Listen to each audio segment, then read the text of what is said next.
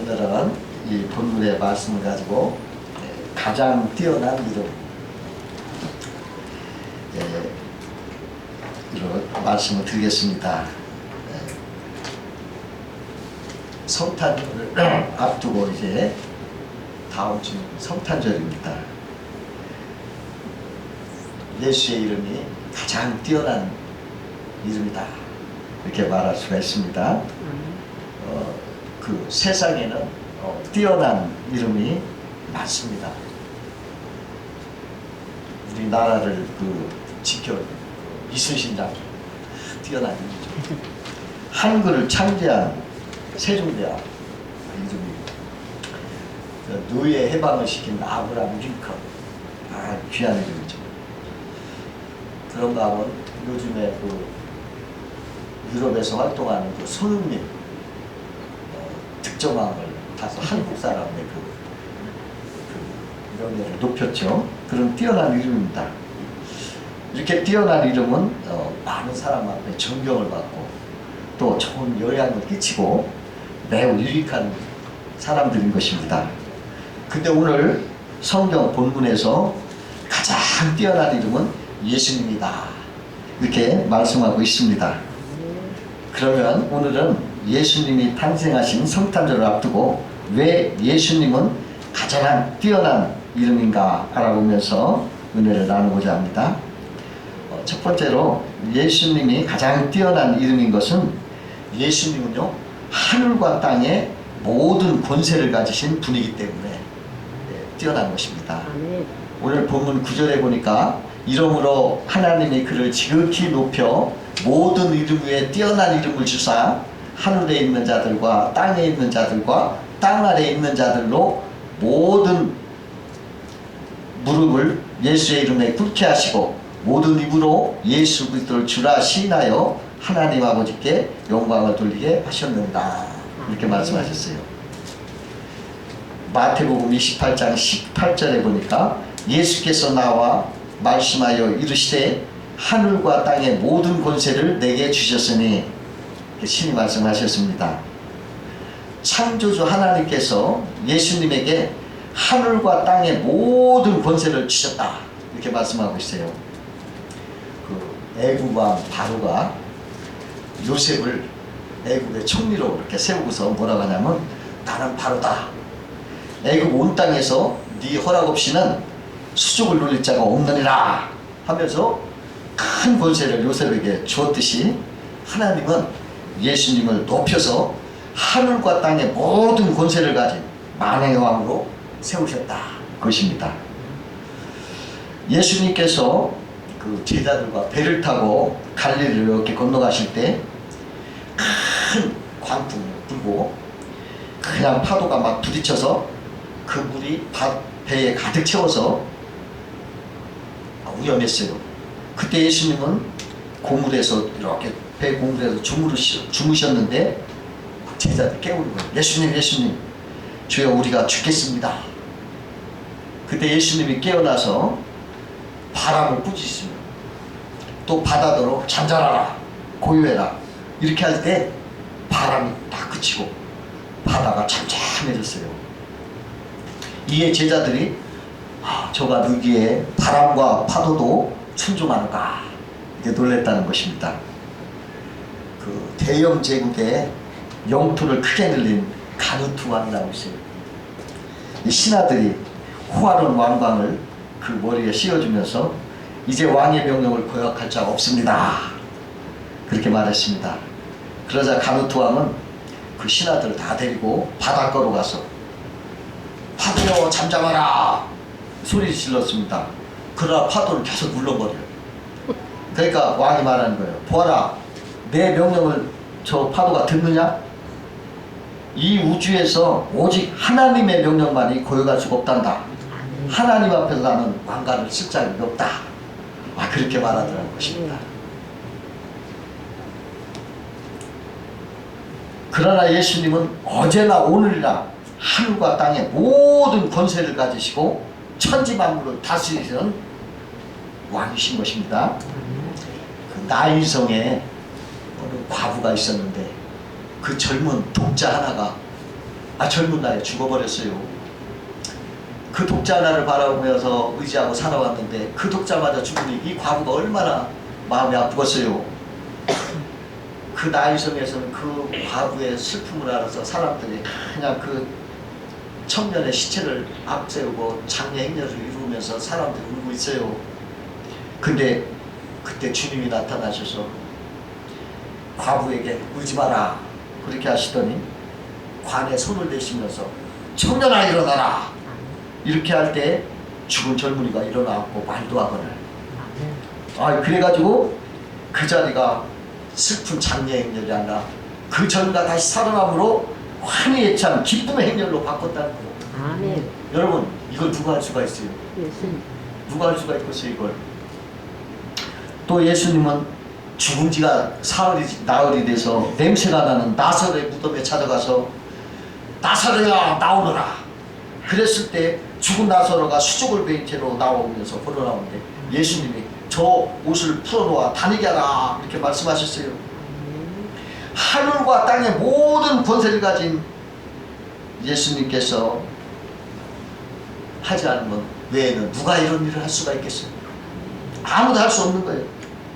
여러분 오병이어의 물고기 2마리 보리떡 5개로 5,000명을 먹이고 12강자와 함께 하시는 이 권능, 이것이 바로 천지 만물을 주관하시는 예수님의 권세는 것입니다.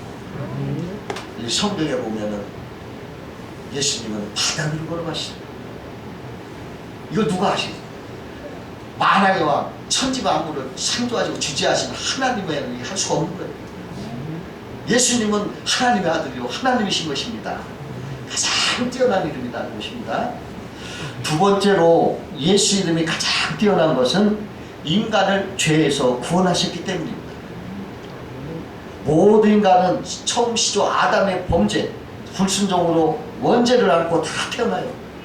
쉽게 말하면 우리가 인간이 이 세상 딱 태어날 때부터 이마땅에는 죄딱지 붙이고 태어난단 말이에요. 다 죄인으로 태어나는 거예요. 예외가 없어요. 그래서 죄인된 인생은 이제 그 죄값으로 죄의 저주와 또한 형벌로 사망이 오고 영원히 지옥불에 던져지게 되는 그러한 신세가 됐던 것입니다. 그러므로 죄에서 구원받는 것이 가장 중요한 문제인데 예수님이 바로 우리 인생을 죄에서 구원하시러 오셨기 때문에 가장 뛰어난 이유인 것입니다. 얼마 전 저 아프가니스탄 정부가 탈레반 반군에 의해서 함락돼서 사람들이 생명을 구원하기 위해서 카불 비행장으로 막 몰려들었어요. 엄청나게 비행기를 타고 도망가려고 봤는데 비행기 좌석이 없어요. 그러니까 비행기를 못 타니까 비행기 그냥 맨손으로 비행기를 붙잡고 도망가려 했어요. 비행기가 따서 한 200, 300m 올라가니까 이 사람들이 손을 다 놓치는 거예요. 그게 꽃잎처럼 막 떨어진 거예요. 비행기에서. 비행기에 붙어있던 사람들이 그 손에 무슨 힘이 있겠어요. 날아간 비행기에서 막 떨어지면서 그냥 꽃잎처럼 막 그 텔레비전 보니까 떨어지더라고요. 육신의 생명도 구원받지 못하면 이렇게 처절한데 구원받지 못하는 영혼은 더 처참한 거예요. 지옥불에 영원히 떨어져서 죽지도 않고 영원히 뜨거운 데에서 살게 되는 거예요. 그래서 하나님은 그러한 인생을 구원하시기 위해서 이 죄에서 구원해 주시려고 이 땅에 오신 것입니다. 아멘. 누구든지 회개하고 예수님을 믿고 영접하면 죄의 저주와 사망에서 구원받게 하신다는 것입니다. 아멘. 예수님은 우리를 죄에서 구원하시기 위해서 십자가에서 피를 흘려서 우리의 죄값을 다 대속을 하시고 죽으셨다가 3일 만에 죽은 자 가운데서 다시 부활하셨던 것입니다. 구원을 완성시킨 거예요. 여러분 예수를 믿으면 구원받는 거예요. 아멘. 어떠한 우리가 선행이나 업적이나 노력이나 그런 걸로 구원받는 게 아니에요. 예수님을 나의 구세주로 믿고 예수님이 나의 죄를 대신해 죽으셨고 다시 부활하셔서 나의 구세주가 되시고 나의 주가 되신다고 믿고 순종하면 값없이 구원받아서 천국으로 갈 수가 있다는 것입니다. 그 어떤 예수 잘 믿는 목수가 하나 있었어요. 근데 그 목수는 아무리 생각해도 그냥 믿음 하나만 갖고 구원받는다, 어째 미흡해, 부족한 것 같아. 그래서 예수님은 믿긴 하지만 기도도 하고 열심히 전도도 하고 현금도 많이 해야 구원받을 수 있을 것 같아. 그래서 하나님 그 목사님에게 물어봤어요. 아, 목사님, 확실히 구원받기 위해서는 그냥 믿는 거 외에도 내가 뭔가 좀 해야지 않겠어요? 공로를 세우고 어떠한 착한 행동을 해야 되지 않겠어요? 하고 물었어요.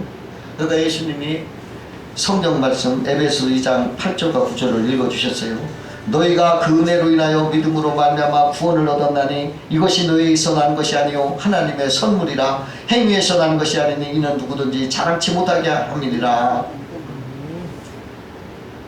행위에서 난 게 아니라 하나님이 선물로 주신 것입니다. 구원은 뭐 잘해서 뭘 삶아서 그렇게 해서 부자라 뭐 이거 아니에요. 하나님이 그냥 거저 주신 선물이다. 그러니까 믿기만 하면 됩니다 라고 얘기해 줬어요. 그런데 어느 날 교회 문이 하나가 고장이 나서 목사님이 그 목수를 불러가지고 이 교회 문짝 하나 좀 해달라고 부탁을 했어요. 그러니까 그 목수는 야, 교회 성물을 내가 정성을 다해서 만들어야지, 자기 최선을 다해서 아름답게 문을 갖다가 달아놓고, 아, 목사님 붙여놨습니다, 새로 달아놨습니다. 그리고 목사님이 오시더니 아유 참 잘하셨어요 칭찬하더니 한참 있다가 뭐라 하냐면, 근데요 저 위쪽에다가 사과 개짝주 하나 붙여주세요. 그러니까 목수가 깜짝 놀라고, 아니 목사님 이게 무슨 말입니까? 이렇게 아름다운 문인데 못하고 사과 개짝을 붙여놔요. 그러니까 목사님이 얘기하는 거예요. 그렇습니다. 하나님께서 우리에게 주신 십자가는 그 구원에 위한 완전한 걸작품입니다. 그런데 거기에다가 인간이 뭘 더하거나 감하여서 사과 개짝을 갖다 붙일 필요가 없습니다. 그저 완전히 하나님이 우리의 구원을 이렇게 하여 주신 십자가, 그 부활을 믿으면 우리는 구원을 받습니다. 그때서야 이 목수가 아, 그렇군요. 예수 십자가를 믿고 그 믿음으로 살아가는 사람 다 구원받게 하나님이 완벽하게 이루어주셨는데 내가 뭘 갖다 붙이려고 했군요 하면서 회개를 했다는 것입니다. 여러분, 예수 그리스도를 믿기만 하면 여러분 구원을 받는 걸 믿으시기 바랍니다. 요한복음 3장 16절과 17절의 말씀에 하나님이 세상을 이처럼 사랑하사 독생자를 주셨으니 이는 저를 믿는 자마다 멸망치 않고 영생을 얻게 하려 하심이라. 하나님이 그 아들을 보내신 것은 세상을 심판하려 하심이 아니요 저로 말미암아 세상이 구원을 받게 하려 하심이라. 저를 믿는 자는 심판을 받지 아니할 것이요 믿지 아니하는 자는 하나님의 독생자를 믿지 아니하므로 벌써 심판을 받은 것이니라 하고 말씀하셨어요. 예수님은 인간의 죄에서 구원하시는 뛰어난 이름이신 것입니다. 세 번째로 예수님의 이름이 가장 뛰어난 이름인 것은 우리와 함께 하시기 때문입니다. 예수님의 또 다른 이름이 있어요. 임마누엘이십니다. 그 뜻은 하나님이 우리와 함께 하시다 입니다. 예수님께서 마태복음 28장 20절 하반절에 볼지어다 내가 세상 끝날까지 너희와 항상 함께 있으리라 하고 말씀하셨습니다. 가장 뛰어나신 전능하신 예수님께서 우리와 함께 계시다는 것은 최고의 복입니다. 우리는 부족하지만 주님은 전지전능하신 하나님이십니다. 그래서 우리를 도와주시고 우리의 모든 것을 함께 감당해 주시는 거예요. 그 프랑스 화가 에밀 라누가 있어요. 그가 1881년에 하나 발표한 그림은 돕는 손이라는 그림이었어요. 그 그림의 내용은 바다 위에서 조그만 배에 노인과 어린 소녀가 노를 젓는 그림입니다. 어린 소녀는 힘껏 노를 젓는다고 힘이 들어 얼굴이 이렇게 찌푸린 얼굴이에요. 그러나 할아버지는 흐뭇한 표정으로 어린 소녀를 바라보고 노를 젓고 있습니다. 근데 사실은 노를 저 배를 움직이는 이는 할아버지인 것입니다. 소녀는 자기 힘으로 힘들게 노를 저 배가 간다고 생각을 하지만 사실은 할아버지가 노를 저 간다는 사실을 모를 뿐인 것입니다. 여러분, 우리 인생에 노를 젓는 이는 임마누엘 주님이십니다. 아멘. 우리는 그저 노를 잡고 있을 뿐입니다. 우리 주님이 다 하시는 거예요. 하나님이 함께 하시면 우리는 큰 일도 할 수가 있는 거예요. 주님이 모든 것을 맡아주시고 우리를 가볍게 살 수 있게 하시는 것입니다. 여러분 그걸 믿어야 돼요. 리빙스턴은 예수님이 세상 끝날까지 항상 함께 하신다는 이 말씀을 믿고 그는 아프리카 고문 대륙 그 위험하고 그 어두운 그곳에 선교하러 떠났어요. 그 아프리카는 식인종과 맹수가 울거리는 곳에도 예수님이 나와 함께 하신다니까 얼마든지 할 수 있다고 가서 크게 아프리카를 선교해서 큰 이름으로 그 이름을 빛나게 했던 것입니다. 임마누엘로 예수님은 나와 함께 하니까 그러한 것도 할 수가 있다는 것입니다. 그 인기 개그맨 조혜련이라는 분이 계셔요. 여러분도 아실 것입니다. 근데 그분이 아주 성경이라 하면 싫어했어요. 그리고 이방 종교를 믿었던 사람이에요. 아주 이방 종교에 심취했던 사람이에요. 근데 뒤늦게 같은 탤런트 이성미라는 분이 전도를 해가지고 그분이 예수를 영접하게 됐어요. 그랬는데 얼마나 열렬한 기독교 신자가 되었는지 아주 확 변했어요. 그가 일본에서 연애 활동을 했던 계기로 일본에 가서 신앙간증을 하게 되었습니다. 근데 신앙간증을 한다고 약속이 잡았는데 그 전날 어디서 어떻게 얘기를 할까, 어디서부터 어떻게 얘기할까 하는 생각에 아주 막막했던 거예요. 그 긴장된 마음으로 간증한 당일날 새벽 3시에 눈이 떠진 거예요. 긴장해가지고. 근데 마치 하나님이 눈을 떼준 것 같더래요. 그런데 하나님께서 어떤 생각을 주냐면 뭐라고 생각이 되냐면 사제불이라는 단어를 주더래요.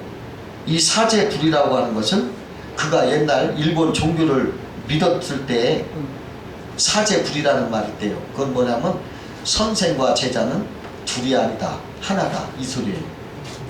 그 생각을 주더래요. 그래서 일본에서는 그 사제불이 스승과 제자들이 하나같다는 생각으로 그 연예인이나 스포츠 선수나 정치인들이 그 종교를 이끄는 그 회장을 스승으로 생각하여 그를 닮게 해서 사제불이를 정신으로 살아간다는 것입니다.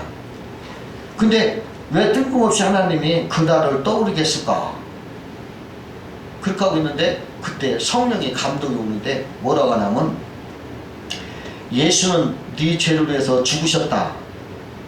예수와 내가 둘이 아니라 하나라는 생각을 해본 적이 없느냐. 그런 감동이 와가지고 깜짝 충격을 받은 거예요. 한 대 얻어맞은 것 같아. 그 아침에 일어나서 새벽에 하나님께서 주신 마음을 남편과 이렇게 이야기를 나눴더니 남편이 사제불이가 아니라 예아불이구만. 예아불이가 뭐야? 예수와 나 자아가 둘이 아니라 하나다. 그런 말 하는 거예요. 그래서 이제 그날 그 간증에서 그가 이렇게 고백했어요. 새벽에 하나님이 나를 깨우셨습니다. 그리고 깨우쳐 주시기를 하나님은 내가 혼자 일본에서 다른 종교를 섬기고 헤맸을 때 저를 지켜보시고 기다리시더니 새벽에 이전에 믿던 그 사제불이라는 정신을 생각나게 하시고 그것이 바로 예아불이다. 예수님과 나는 하나다 하는 말로 깨우쳐 주셨습니다. 그래서 저는 이제 예수님과 함께 살고 있습니다. 우리를 위해 죽고 부활하신 예수님과 함께 영원히 살아가고 있습니다. 이렇게 그 입술을 통해서 이렇게 전하니까 사람들이 막 눈물을 흘리면서 은혜를 받더라는 거예요. 예수님은 우리와 임마누엘 하셔서 예아불이 예수님과 내가 둘이 아니고 하나다 그렇게 말씀하십니다. 우리 예수님과 하나로 우리는 살아야 되는 것입니다. 우리가 예수님과 하나로 살지 않으면 누가 함께 살까요? 죄가 함께 사는 거예요. 여러분, 내가 예수 믿으면 예수님이 나한테 함께 살지만 내가 예수 안 믿으면 뭐가 와서 붙어? 사람은 중립이 없어. 예수가 안 붙으면 죄가 붙어. 귀신이 붙는 거예요. 죄라는 거. 여러분, 우리가 예수와 임마누엘 하지 않으면 죄랑 임마누엘 하는 거예요. 예수님에 대한.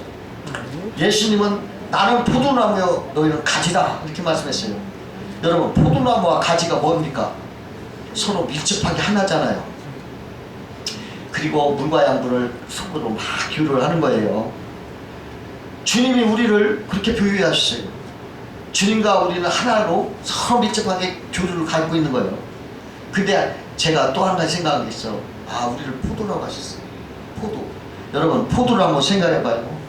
포도는요, 그 포도를 먹어보면은 우리 마음속에 근심, 걱정, 슬픔을 막 몰아내고 즐거움과 기쁨과 웃음을 주는 거예요. 여러분 뭐 술 먹으라는 거 아니라 포도주 한 잔 먹어보면 아주 그냥 근심, 걱정 싹 사라지고 즐거움이 오는 거예요. 또 포도는요, 포도주가 얼마나 핑크색 아름다워요. 임금의 상에 올라가는 거예요.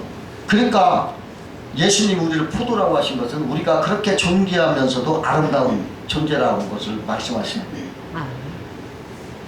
그리고 우리도 그렇게 생각해야 돼. 나는 포도라고 하는 존귀한 예수님의 지체로서 하나가 됐으니까 나도 포도다. 그러니까 나는 복덩어리고 생명도 사랑덩어리다. 이렇게 여러분 꼭 생각하세요. 가장 아름다운 분에 붙은 나니까 가장 아름다운 나예요. 예수 믿는 사람은 예수님과 하나가 되므로 예수님의 복은 내 복이고 예수님의 아름다움은 내 아름다움이고 예수님의 사랑은 내 사랑이야. 내가 어떠한 일을 당했을 때 예수님이 나와 함께 하기 때문에 나만 당하는 게 아니라 예수님이 당해 주셔. 그러니까 위로받을 수가 있는 거예요. 가장 뛰어난 이름 예수와 내가 하나가 됐어요. 그러니까 우리도 가장 뛰어난 사람인 거예요. 그렇게 꼭 믿으시기 바랍니다. 네 번째로 예수의 이름이 가장 뛰어난 이름인 것은 우리를 풍성한 삶을 주시기 때문에 그렇습니다. 예수님은 요한복음 10장 10절에서 내가 온 것은 양으로 생명을 얻게 하고 더 풍성케 하려고 오셨다 이렇게 말씀하셨어요. 예수님께서 고향 마을에 나사렛에 가셔가지고 설교를 하셨을 때 고향 사람들이 예수를 믿지 않는 거예요. 저 엄마가 우리랑 살고 저 형 동생 저 누이 동생들이 우리랑 지금 살고 있지 않느냐 이러면서 믿지 않는 거예요. 그럴 때 예수님이 이런 말씀으로 말씀했어요. 이스라엘에 많은 과부가 있었으나 엘리야를 영접한 이는 오직 사렙다 과부 한 사람이었고 이스라엘에 많은 문둥이가 있었으나 엘리사를 영접한 이는 수리아 사람 나만 장군뿐이었다 이렇게 말씀하시면서 굉장히 안타까워하셨어요. 그 말씀이 뭐냐면 사렙다 과부가 엘리야를 영접함으로 어떻게 되냐면 그 기근에 밀가루통에서 밀가루가 솟아오르고 기름통에 기름이 솟아오르었어요. 나만 장군은 엘리사를 영접했을 때 그 몸의 문둥이 살이 어린아이 살같이 깨끗해진 것을 말씀하는 거예요. 예수 믿으면 그와 같이 풍성한 삶을 산다는 뜻인 것입니다. 그 엘리야와 엘리사는 예수님의 그림자요 모형에 불과해요. 실체는 예수님입니다.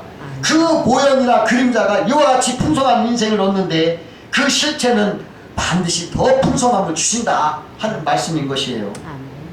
여러분 예수를 믿으면 밀가루통에 밀가루가 솟아오르고 기름통에 기름이 솟아오르고 문둥이 살 같은 그러한 살이 어린아이 살같이 변화된다. 이러한 풍성한 삶을 주신다. 여러분 꼭 믿으시기 바라요.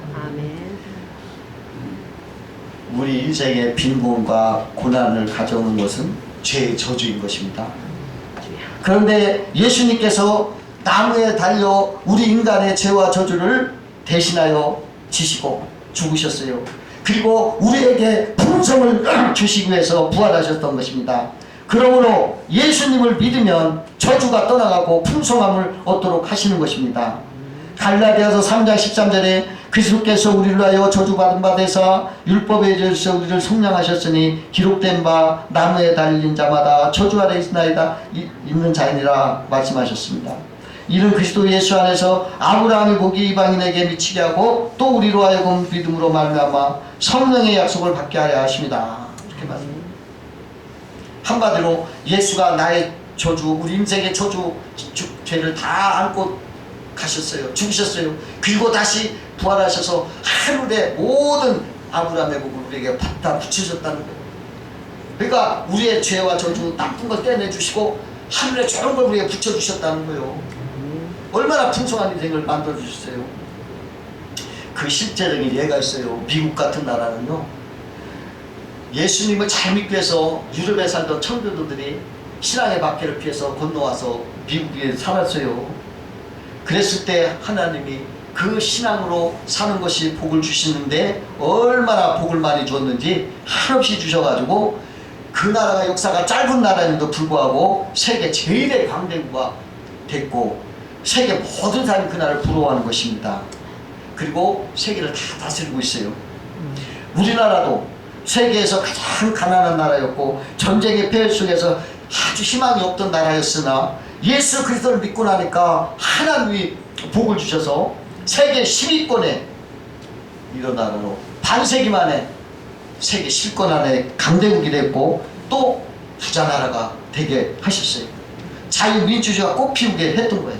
이것은 기적 중에 기적인 것입니다. 예수 이름이 이렇게 그 이름을 믿는 자마다 풍성한 복을 주신다는 겁니다.